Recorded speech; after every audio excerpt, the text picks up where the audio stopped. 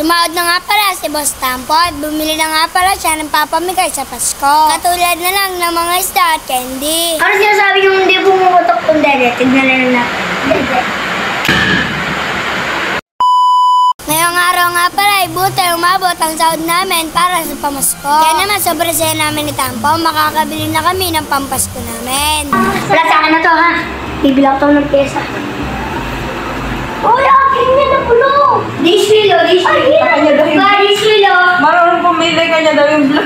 Diswilo. Siya nga pala mga Kadon David, hindi kami nag-ayabang. Gusto ko lang kayo na mamotivate. Huwag tayong titigil sa ating mga pangarap dahil nga pala ay maabot din natin ito. Samahan mo lang ng sipag at dasal. Kung nga mga Kadon David, hindi ako makapaniwala na bata pa ako ay sumasahod na ako. Dahil nga pala, hindi na namin namamalayan na ganito na pala ang aming nakikita. At nga pala, pinapangarap lang namin, yan naawak na namin. Siyempre mga Kadon David, nagpapasalamat din ako sa inyo. Sa walang pagtigil niyo ang suporta sa akin. Dahil nga pala mga Kadon David, ay mamimigay kami ng candy at isda. Para nga pala sa parating na Pasko. Siyempre mga Kadon David, ay mamamasko pa rin ako. Dahil nga pala, ay bata pa rin ako. Lahat nga pala ng mga napamaskuhan ko ay ipunin ko para meron ako mabiling bagong parts. Balik na nga pala tayo sa kwento mga Kadon David. Dito nga pala ay tapos na kaming mamili. Bali nga pala ito ang napamili namin lahat. Ano naman nagsimula na kaming magbalot. Ito nga pala ay medyo mabagal kami dahil nga pala gawa ni Tampo. Ginulo-gulo nga pala ni Tampo yung candy. Ayan tuloy mahirap mamili. Kaya naman inayos na lang ito ni Papa Tampi. After that nga pala ay okay na. Dito nga pala ang sunod namin gagawin ay ang isda. Ginawa nga pala dito ni Papa Tampi yung hose. Dahil nga pala lalagyan niya ito ng tubig yung reptar. After that nga pala dumating na ang mga isda ni Papa Tampi. Sobrang dami nga pala nito at sobrang ganda ang tignan. Nilubog nga pala dito ni Papa Tampi ng 30 minutes. After that nga pala ibubuksan ko na ito. Sabi nga pala mga Kadon David, nakakatuwa, sobrang dami nila. Panigurado nga pala mga Kadon David, magiging masaya ang mabibigyan nito sa Pasko. Bali nga pala limited dito mga Kadon David, pag naubos na ay wala na. Meron ba?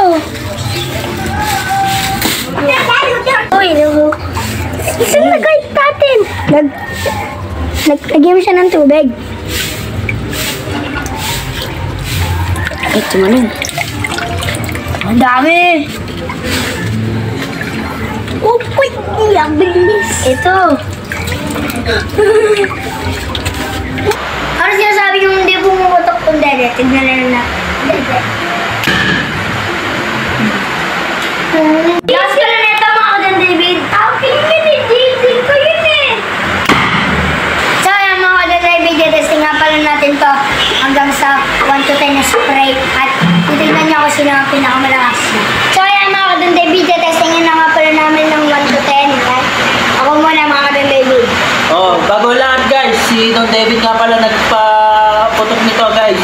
Kapon, hindi ko kaya eh, pero siya kaya. Isa pa lang, isa lang. 1. Oh, 1 pa lang to guys ha, 1 pa lang.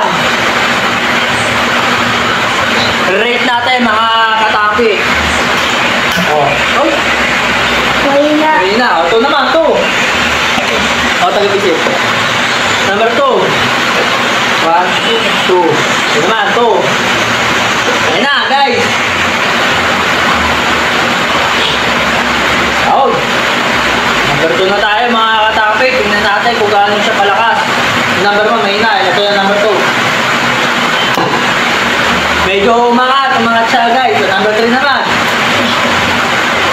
1, 2, 3. Guys, number 3 na tayo mga katapi.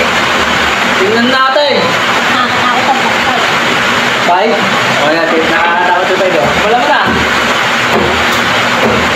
Ayan. Number 3 na tayo mga katapi. Dito ko mag-alaw para makita ka niya. Yan. Baka matalsin. Hindi, wala. Pipikita ko. Ayan. 3. Grabe. Medyo.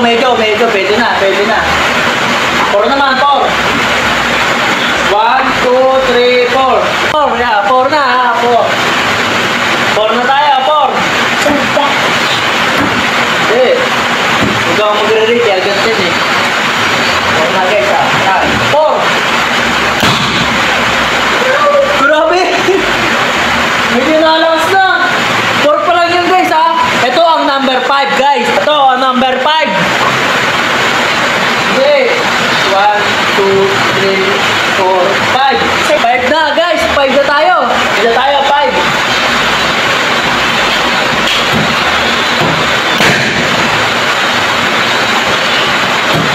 Grabe, oh, five, ang lakas! Huwag na natin gamitin. Sa New Year na lang, no? Kung mag-aalit na si